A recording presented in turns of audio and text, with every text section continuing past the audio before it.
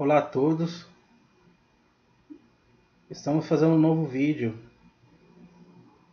de mapa mental da norma regulamentadora 7, Programa de Controle Médico de Saúde Ocupacional. O nosso mapa mental, de uma visão mais ampla, ficou dessa forma para a NR7.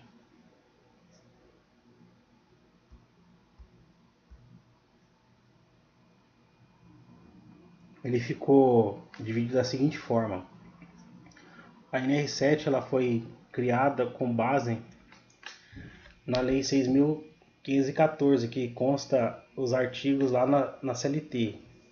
Para a NR7, especificamente, os que influenciaram mais foi o artigo 168 e 169.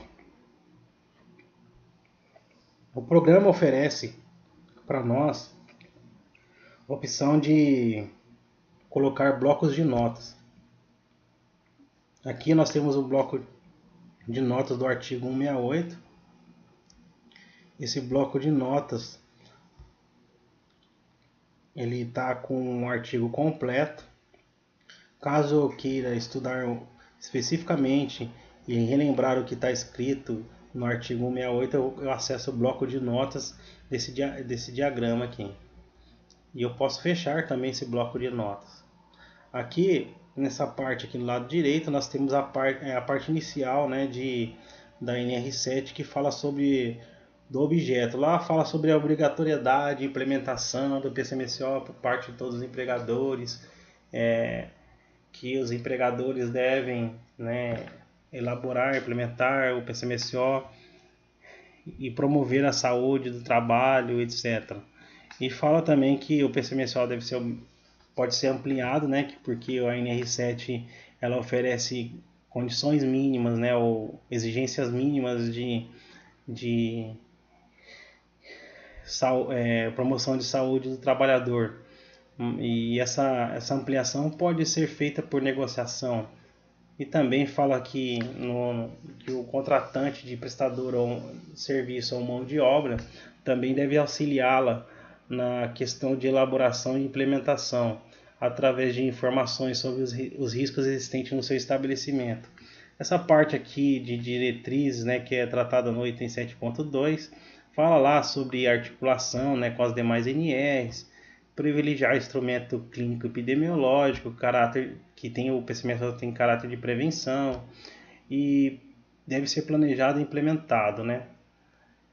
Na questão das responsabilidades, aqui é dividido em duas partes. Tem a responsabilidade do empregador e do médico coordenador.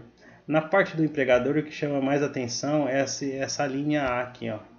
Essa linha A fala que a elaboração e a implementação e eficácia do PCMSO não é responsabilidade do SESMIT, mas sim do empregador.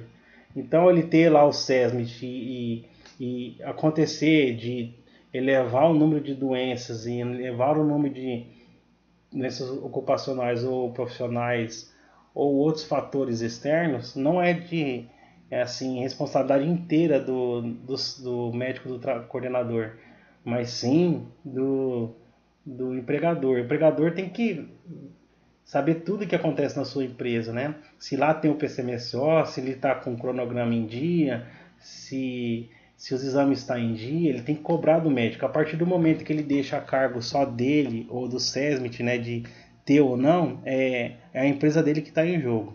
Então, o que chama a atenção é essa linha A aqui.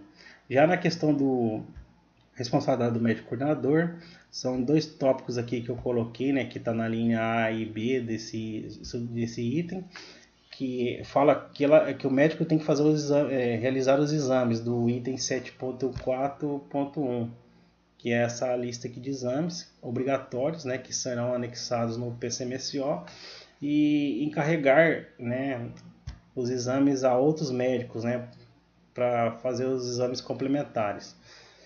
Já na parte do item, o item 7.4, que trata sobre desenvolvimento do PCMSO. Isso aqui tirando os anexos, é o maior item desta norma, né, que fala sobre o desenvolvimento do PCMSO. Ele ficou dividido da seguinte forma: exames do PCMSO, né, aqui o que compreende, né, o item 7.4.2, o que compreende o item 7.4.1 da avaliação, no caso clínica, né, do médico, voltada para o item 7.4.2a e 7.4.1, e na parte do ASO, né, quantas vias são de ASO, sobre o prontuário clínico, né, sobre o PCMSO relatório anual, que é o anexo 3, anexo não, o quadro 3, sobre a exposição e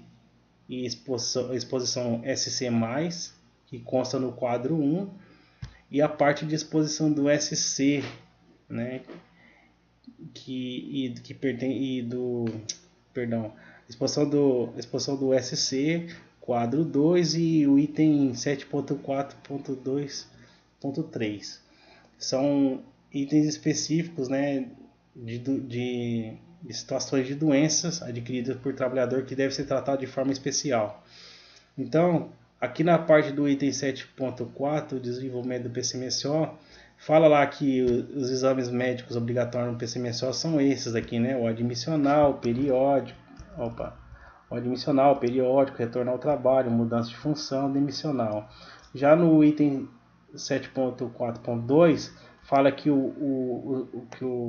esses exames aqui do 7.4.1 tem a seguinte característica, né, de avaliação clínica, anamnese, físico e mental, exames complementares, né, e fala no item 7.4.2.1 que a avaliação deve ser de 6 meses para indicador do quadro 1, né, que os agentes químicos no 7.4.2.2, agentes químicos não constantes no quadro 1 e 2, devem ser também tratados, né, de forma específica. Fala também de outros exames complementares que pode ser adotado pelo médico coordenador, a seu critério. Já aqui no item 7.3.4.1 fala sobre o exame admissional, né, que ele deve ser feito antes da pessoa ser admitida, do exame periódico, que o exame periódico ele trata sobre doença ocupacional crônica, né? Nesse caso ele pode ser igual ou menor a 1 ano. E os exames, né, para o anexo 6 da NR15, que trabalha sobre condições hiperbáricas, lá tem a periodicidade, que se eu não me engano está de 6 meses lá para quem trabalha sob condições hiperbáricas. Demais trabalhadores pode ser anual entre trabalhadores menores de 18 e maiores de 45 anos, e de 2 anos igual ou maior de 18 e igual e menor a 45 anos. Fala que o exame de retorno ao trabalho, no qual o trabalhador teve afastamento igual ou maior de 30 dias, por qualquer motivo, ele deve ser feito o exame de retorno ao trabalho. E aqui o exame de mudança, né? Fala também no item 7.4.3.4 que o exame de mudança de função deve ser feito antes da mudança, nunca depois. E o subitem dele fala sobre a definição de como é esse exame de mudança de função. Aqui do exame dimissional é um item que cai muito, né, em entrevista e questão de concurso. Esse exame demissional lá fala sobre empresa dos riscos 1 e 2. Lá fala que se a empresa já tem um exame médico periódico, né, que está nesse prazo aí de 135 dias para a empresa de risco 1 e 2, e esse prazo de 135 dias abrange antes da homologação da demissão, então o empregador não precisa, né, o médico do trabalho não precisa fazer um exame demissional, porque o periódico vai servir para exame demissional. E já no risco 3 e 4, essa validade é para 90 dias. Já na questão Se pode ou não ser ampliado, né? Esse prazo, sim, ele pode ser ampliado para o risco 1 e 2, ampliar mais 135 dias. E para a empresa do risco 3 e 4, pode ampliar mais 90 dias. Ou seja, na empresa de risco 1 e 2, 2 vezes 135 vai dar 270 dias. Mas aqui essa ampliação tem observações lá que, se eu não me engano, está falando que está relacionado à negociação coletiva. Já a questão do demissional, né? A questão do demissional, atender ou não esses prazos que foi falado nessa parte aqui do exame demissional no item 7.4.3.5.1 e 2, pode valer ou não. Se a empresa tem uma característica de risco grave iminente, risco grave, né? Doenças que venham acontecendo grave, ou doenças que não estão sendo solucionadas, o Ministério do Trabalho pode considerar esses prazos anulados e fazer com que a empresa adote o exame demissional de forma obrigatória, né? E não considerando mais só o exame periódico para fins de homologação no demissional. Na parte do 7.4.4, que trata sobre o ASO duas vias, fala que uma via tem que estar no local de trabalho. Se esse local de trabalho é itinerante, tem que estar com o responsável da frente de serviço, né?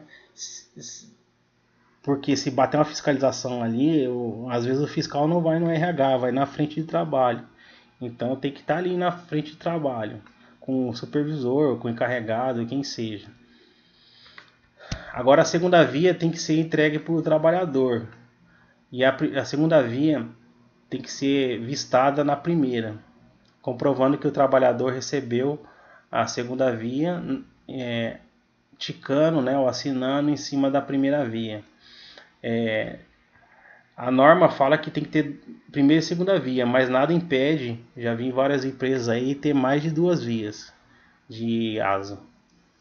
E fala também o que deve conter no ASO, né, o nome do trabalhador, os riscos inerentes da atividade e todos os dados relacionados ao trabalhador e o exame que está sendo relacionado. Se é trabalho em altura, marcar lá se tem trabalho envolvendo alta tensão, né, serviço elétrico, anotar. Então, todos os dados que devem constar no MPC, no ASO, é mencionado pelo médico do trabalho. Fala que o prontuário clínico, né, individual do trabalhador deve ser mantido no igual ou maior 20 anos. Esse prontuário deve estar sob o poder da empresa. E se caso ocorrer transferência ou demissão do médico, esse médico que foi demitido deve transferir todas as documentações para o sucessor. É mencionado na norma. E aqui, né, na parte de relatório anual, né, deixa bem explícito que o relatório anual deve ser feito igual ao modelo do quadro 3 ou não. A empresa pode adaptar, mas no mínimo aquelas informações que constam no relatório anual do quadro 3. Esse relatório anual deve ser apresentado para a CIPA, né, e lá deve constar na ata. Esse relatório anual pode ser informatizado, só que a empresa, o médico do trabalho, a equipe do SESMIT, o empregador não deve só confiar no sistema informatizado, porque pode se perder. E se tiver sistema informatizado, tem que ter uma pessoa na área de recursos humanos, alguém da empresa, com acesso rápido, porque caso ocorra a fiscalização, não perder tempo, né? E o fiscal ele pode considerar isso como não apresentado. A questão da desobrigação do relatório anual fica para aquelas empresas que não são obrigadas a ter médico coordenador. Aqui são tipos de exames, né, que foi identificado lá para legenda que consta no quadro 1, os tipos de exposição, né, o que deve ser adotado. Então, lá indica se foi caracterizado, por exemplo, por exposição EE, ISC, né, o que o médico do trabalho deve fazer, né? Então ele fala como que deve ser adotado, né? Ele fala lá que esse tipo de risco deve ser, né, afastado do trabalhador, né? E até corrigir o risco, né? E normalizar o indicador biológico. Já no item 7.4.8 fala que da exposição do SC, né, que é a sigla, né? O quadro, exposição de indicador biológico do quadro 2 e do item mencionado, o item 7.4.2.3, que se apresentar algum fator que cause dano ao trabalhador, o que deve ser adotado, né? Então, o médico coordenador solicita à empresa a emissão da CAT, indica afastamento do trabalhador, encaminha o trabalhador à Previdência Social para fim de nexo causal e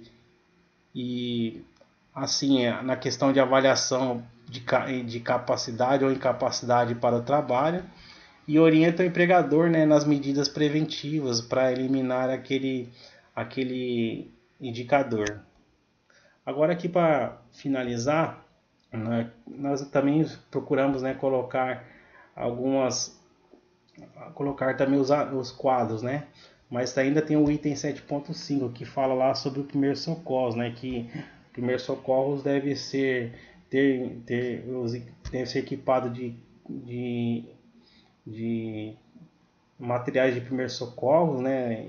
Macas, etc. no estabelecimento para fins, né, de caso tenha acidentes, a empresa tem meios assim para atender, e que esses equipamentos devem ser guardados, né, e mantidos sob a guarda de pessoa treinada.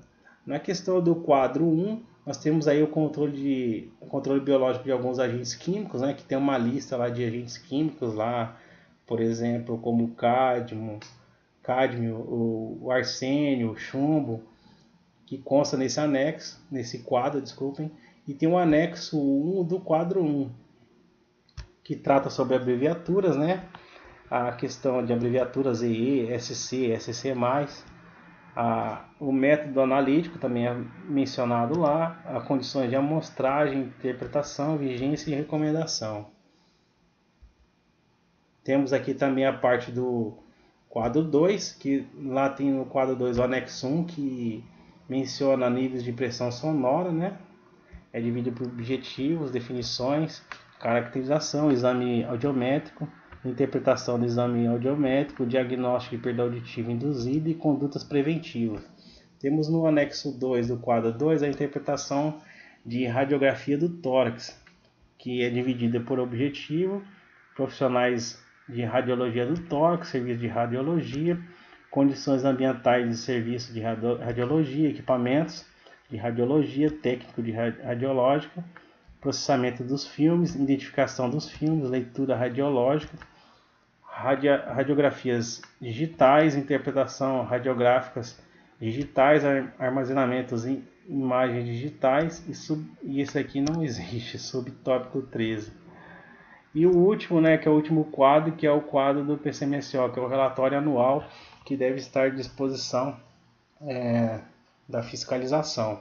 Esse relatório anual, que ele pode também estar na forma digital, foi informatizado, sendo que deve estar pronto para acesso da fiscalização do trabalho. Bom, pessoal, o que tínhamos para passar para vocês sobre o mapa mental